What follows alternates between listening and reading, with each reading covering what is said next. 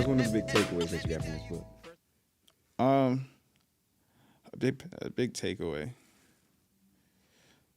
I gotta say, like, you gotta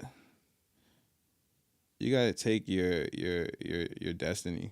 Like, I feel like a lot of the book really like continued because the brother who now became the new king. Of course, he You was remember his like, name? dang, We're gonna put it on the screen. yeah, yeah. No, I can't even remember his name. Um, I can't remember any character's name. I'm not gonna lie to you.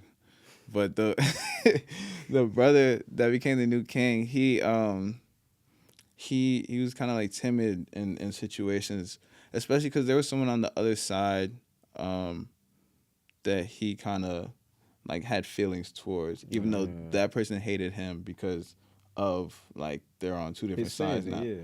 But she's friends with his sister, so they was cool. But like every time he would see her, like he would like he didn't want to do nothing because like nigga was still Y'all fake beefing. yeah, yeah, like he was still in love with her, but like he can't like yeah. So it's like so it's pretty much like you gotta make your decision, like, and you gotta be able to make that decision and like lay with it, and it just stuff just got too drawn out because he wasn't trying to make decisions, and then like he allowed his mom to pretty much like make that final decision that he really didn't want to make, and I can't say that it really ended in anyone's favor, honestly.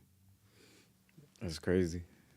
Let me ask you this: as a young man, taking control of your own destiny is one of those things that like is real easy, and we talked about this in the previous episode with Aaron. It's like who you allow to influence you is extremely important. But what do you do to take control of your everyday situation? How does that look for you? Um, I think for me, it starts with taking a step back. Uh, I believe that like you gotta really be honest with your time. You gotta make a decision with your time. Like, what are you gonna spend your time doing? And it's not even like the idea of procrastination. It's really just the idea of like, is this A worth my time, and B, like if I spend my time doing this, what else could I have been doing in this time period? Like you start to think like, oh, like maybe like I went out and I did this and this for like 2 hours or so. But in this time period, what could you have really been doing? Mm-hmm. So like when you start to think about things like that, you start to like really be conscious of your time. Be like you start like yeah, time is a made up thing, but like you gotta be cognitive of this. Well, it's this made up, but you gotta thing. use it. Yeah, you gotta be real cognitive, or else you're gonna let that made up thing just slip away. Mm-hmm. So if time management is another really big thing, what's one big lesson that you've learned about time management? You gotta really set timelines and stay with them. Because if you don't, then like that's how things just really catch up to you. Mm-hmm. That's how things really just they come and they go, and you really don't notice because it's like you think that you have time because you're like, all right, I'm gonna do this the next day, or I'm gonna do this all right in an hour. That hour come, all right, I'm gonna do this later. Mm-hmm. That later never comes. So it's like you got to make that decision. Like, all right, I'm gonna do this at this point, and then when that point starts sneaking up, you gotta like take heed, and you gotta understand like, all right, I gotta start doing this. I gotta make sure I'm on my stuff. I gotta keep doing this. I think that's proactivity. Yeah. I think that proactivity is something that's like super important, especially if you're trying to set yourself on goals and stuff like that. And one more time, what's the name of the book that you brought to the book club? Children of Virtue and Vengeance. Children of Virtue and Vengeance. And we're gonna put the author's name and all that stuff. I think, especially since you were talking about family and everything like that, a big thing and what I brought to the book club is a book about this chapter of my book called Doing Business by the Good Book. It's by David L. Stewart. David L. Stewart, he started Worldwide Technologies. He's the richest black man in America. We're about $6 billion. That's why I rock with him. I'm gonna continue to read this book. But the chapter that I would like to talk about was about teamwork. And I know that you as a collaborator and just what you do, Juso and Friends is a big event that you host every year.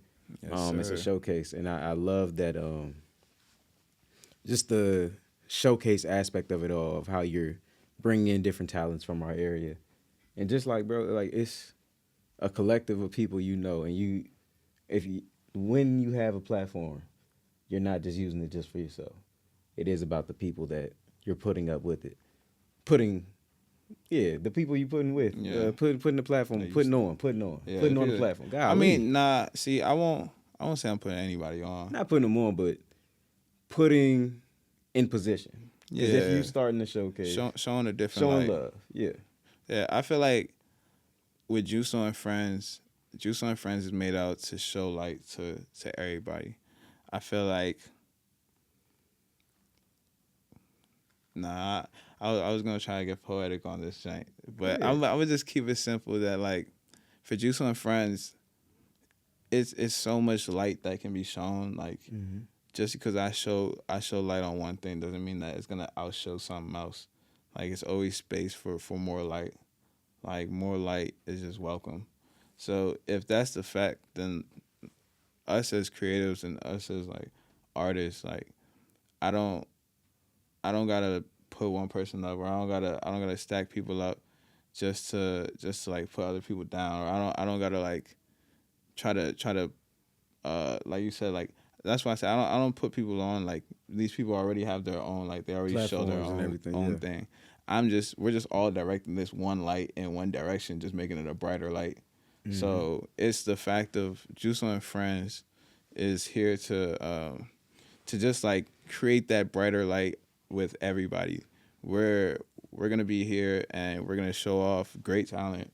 We're gonna show off people with great stage presence, people that are real students of their craft, and I feel like that they deserve that opportunity and that platform to show that, and that's what Juice and Friends is all about. It's not about like like who is the biggest artist or who has this many streams. Nah, it's really about like who is working on their craft, like who is doing what they need to do. Like I feel like as a creative, as someone that just ventures in so many different like creative aspects, it's really just about like the amount of work that you put in and the body of work that you put into everything. So me as someone that dips into each creative, I feel like I want to make sure like I'm putting my best effort into each creative. So when I look at people that I want to have in Juice and Friends, I want to find people that are like putting their best foot forward. That I know like they're gonna come here, rock the stage. They're gonna bring energy. You might not have any idea who this person is, what type of genre that they make. You've maybe never heard this in your life, but it's gonna be good music. Like you at the end of the day, yeah, man. at the end of the day, like you can't say it wasn't good music. It might not be the music for you, but like it was good music. So I feel like Juice and Friends is just a creative space where you can showcase that creativity that like I feel like gets undermined, especially when we don't have people showcasing it all in one place. Like, yeah, it's cool to have like it everywhere, but like when you can bring it all in one place to bring out fans of other people and then let them see the actual event and let them see a new like new people that are in their area, it's like, oh shoot, I didn't even know like this was in my area. Like now you got a new artist. Like I love to hear when people come back and tell me like, oh yeah, I started listening to so and so after your event. I'm like, bet that's how it should be. Like that's exactly the That's how I got put on the Senzo. yeah. Like that's hey, shout out Senzo, man. 301 Senzo, shout out Senzo. Yeah, shout out Senzo. Yeah, but like that's exactly how it should be. Like I want people to really like rock with the people that I'm bringing out because I feel like they make good music.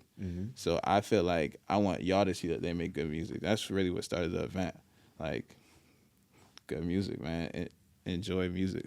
I think, and what this book was talking about with teamwork and things of that nature, is it's a verse that Ecclesiastes 4, chapter 4, 9 through 12. But the one part I'm going to say is, and just to summarize it, a threefold cord is not easily broken. Essentially, what that means is like the more strands in a cord, the stronger it is. The more that we work together, the stronger that we are. The more people we can bring in. Collaboration is such a beautiful thing. And what you do is nothing but collaboration. And I think that when you're bringing in the skill sets of so many different artists and things of that nature, bro, you letting everybody shine. You know what I'm saying? And it's, I got to up you for having the heart and the mind and the action to actually put up a showcase and to do this year after year, to continuously showcase your friends, man, people who you know are putting in work for their crafts.